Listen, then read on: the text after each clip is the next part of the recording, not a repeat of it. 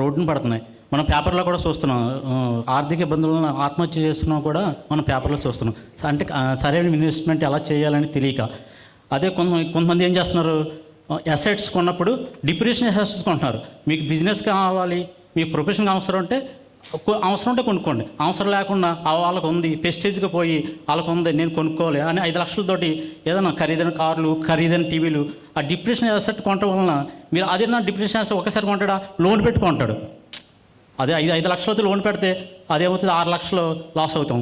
అందుకని మీరు సరైన మ్యూచువల్ ఫండ్లో ఇన్వెస్ట్మెంట్ చేసుకోండి. స్టార్టింగ్ 100 రూపాయల కాడి నుంచి ఉంది.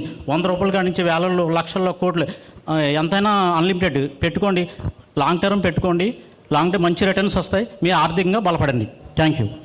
సూపర్ అండి, ఎగ్జాక్ట్గా టైంకి ఆపారు.